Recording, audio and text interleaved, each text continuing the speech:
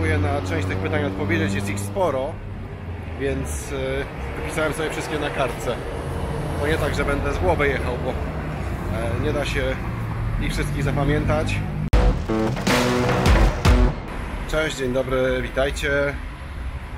Dzisiaj, korzystając z tego, że mamy troszkę luźniejszy dzień, chciałbym odpowiedzieć na Wasze pytania, bo tych pytań się pojawia całkiem sporo i na mediach społecznościowych, i w prywatnych wiadomościach także, i w komentarzach.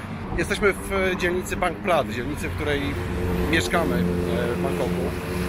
To jest dzielnica położona po zachodniej stronie rzeki Menam, a taka mało turystyczna, zdecydowanie mało turystyczna.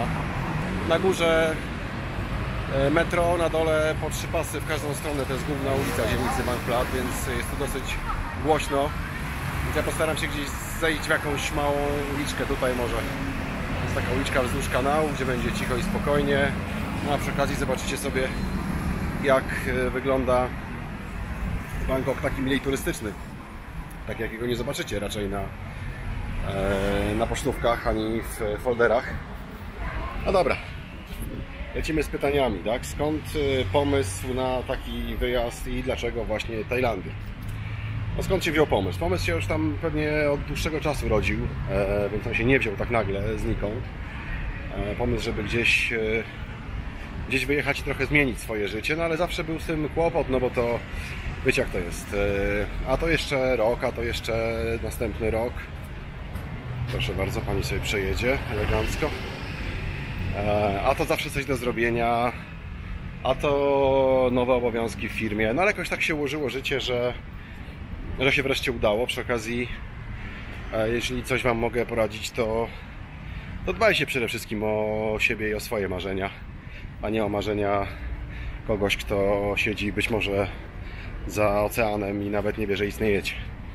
No ale jak już dojdziecie do tego punktu, w którym zdecydujecie się swoje marzenia zrealizować, to róbcie to jak najszybciej, żeby Wam przypadkiem ochota nie odeszła.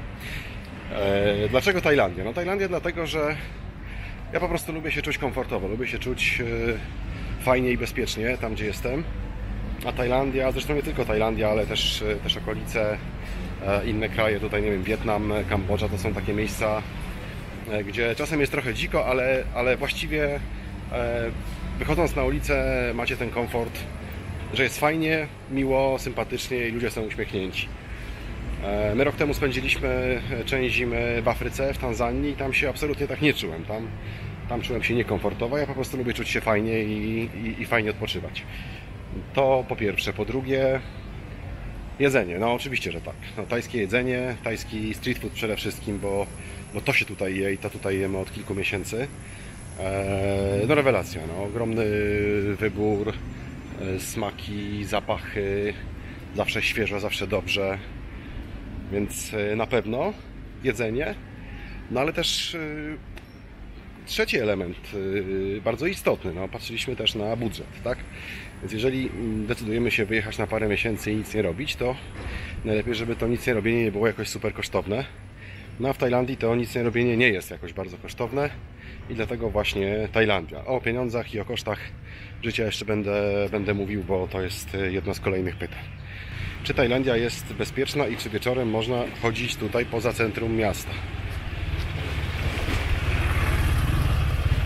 Jak Was nie rozjadą skuterem, to jest bezpieczna. A generalnie to żart oczywiście, bo akurat w Tajlandii skutery nie są jakoś super popularne. Oczywiście porównując do Polski, to tych skuterów tu jest cała masa i zatrzęsienie, ale porównując na przykład do Wietnamu, to tu praktycznie nikt nie jeździ na skuterach, czy do Kambodży, tak? No do Wietnamu szczególnie, gdzie po prostu tworzą się korki na ulicach skuterowe. Dobra, czy Tajlandia jest bezpieczna i czy można wyjść wieczorem poza centrum miasta? Tak, Tajlandia jest bezpieczna, Tajlandia jest super bezpieczna, podobnie jak wszystkie kraje regionu. Tutaj no, ludzie są raczej uśmiechnięci, zadowoleni z życia i pomocni. My przez tych kilka miesięcy, które spędziliśmy w Bangkoku i nie tylko w Bangkoku, bo byliśmy też w innych krajach, byliśmy też w innych częściach Tajlandii, nie spotkaliśmy się chyba ani razu z żadną oznaką agresji. Może z wyjątkiem pana sklepikarza przy Chaos Road, który był bardzo niezadowolony, kiedy pokręciliśmy głowami, a potem jak usłyszeliśmy cenę, jakie rzucił tam za jakiś drobiazg. No, bardzo był niezadowolony, bo najprawdopodobniej po prostu inni turyści przychodzą i płacą i wychodzą. No i tyle, a poza tym absolutnie nie było nawet takiej chwili, takiego momentu, nawet sekundy, żebyśmy poczuli się jakoś zagrożeni, a naprawdę właziliśmy w takie miejsca i w takie dziury o takiej godzinie, gdzie ktoś, kto nigdy nie był w tej części świata, nie zajrzałby pewnie nawet w dzień. Koguty w Bangkoku. No tak, no to standard. Hello. Pani siedzi sobie, gotuje tam jakiś obiad. Właśnie przechodzę tuż przed jej kuchnią chyba, tak? Albo przed jej dużym pokojem. A przed jej domem w każdym razie. Też jest zadowolona z tego powodu, że może komuś pomachać i kogoś pozdrowić. No nie ma tutaj patrzenia na ludzi. O, co on tu robi? Idzie gdzieś po jakichś małych, wąskich uliczkach przed moim domem. Nie podoba mi się. Czy mieliśmy kiedykolwiek jakieś problemy po zjedzeniu na ulicy? Nie mieliśmy nigdy żadnych problemów po zjedzeniu na ulicy, a jedliśmy w takich miejscach, w których sanepid musiałby się natychmiast zamknąć albo zamknąć to miejsce, ale to by nic nie dało, bo obok jest drugie jeszcze gorsze. Nie mieliśmy nigdy żadnych problemów po zjedzeniu czegoś na ulicy. Raz skończyło się szpitalem, ale skończyło się szpitalem i takim solidnym zatruciem, ale po Burger Kingu. Po Burger Kingu na lotnisku w Phnom Penh, w stolicy Kambodży. No sorry, przepraszam chłopaków z Burger Kinga, ale takie są fakty i tak to się właśnie skończyło. Poza tym, jeżeli chodzi o jedzenie na ulicy, jest super bezpieczne. Jest zdecydowanie bardziej bezpieczne, a właśnie na przykład w takich miejscach jak tutaj z tyłu. To jeszcze nikogo nie ma, jeszcze jest zamknięte, ale tutaj za 2-3 godzinki będzie smażone wszystko, co można usmażyć na ulicy w Tajlandii. Więc żadnych problemów, absolutnie.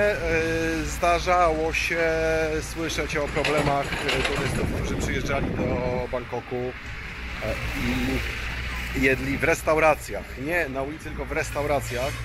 Niby tajskich, w takich restauracjach, szczególnie w turystycznych miejscach, Khao San, okolice tych największych atrakcji turystycznych. No tam niestety pojawiła się przemysłówka, tam niestety jest gorsza jakość. No bo tam jest ogromny przemiał i turysta przyjdzie, zapłaci, pojedzie, tak? No, poza tymi miejscami na ulicy, a nawet w takich miejscach, ale na ulicy, nie w restauracji, tylko na ulicy raczej nie powinno być żadnego problemu z tym z jedzeniem, no, z tym, że coś się potem może Wam przydarzyć, jak zjecie na ulicy. To jest pytanie wbrew pozorom bardzo rozsądne. Czego nie przywozić do Tajlandii?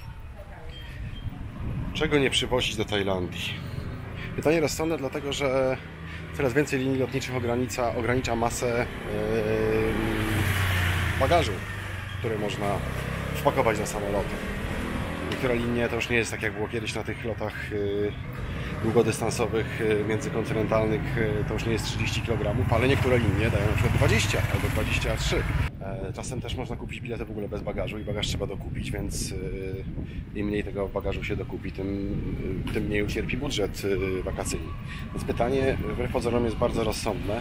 Czego nie przywozić do Tajlandii? Otóż na pewno, jeżeli chodzi o kosmetyki, to tylko podstawowe rzeczy, bo wybór kosmetyków w Tajlandii jest przeogromny, poczynając od pas do zębów, proszków do czyszczenia zębów, kremów, środków na komary. No właściwie wszystko można dostać i można dostać to wszędzie, w każdym supermarkecie, w większości sklepów 7-Eleven czy Family Mart, czyli sklepów, które są na każdym kroku w Bangkoku. Takie rzeczy można kupić. Trochę gorzej wygląda sytuacja z kremami do opalania, ponieważ nie wszędzie można je znaleźć. Nie wszędzie można je kupić. Znaczy inaczej, można kupić je wszędzie, ale nie wszędzie jest jakiś super mega wielki wybór. Poza tym te kremy do opalania są minimalnie droższe niż w Polsce.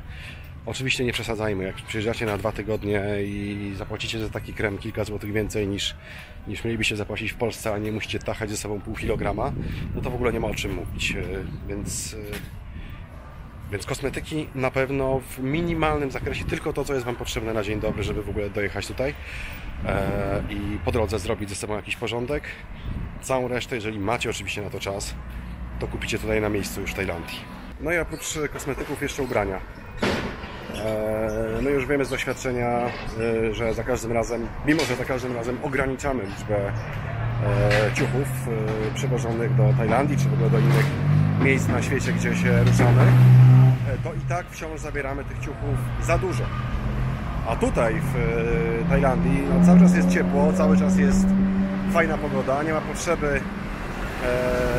potrzeby zabierania ze sobą kilku zestawów różnych ubrań na różną pogodę, na różną temperaturę, więc naprawdę ograniczcie do maksimum ciuchy pakowane ze sobą przy wyjeździe do Tajlandii, tym bardziej, że na miejscu możecie kupić ubrania w bardzo dobrej cenie, ubrania przystosowane do klimatu, ubrania, w których będziecie czuli się tutaj naprawdę komfortowo.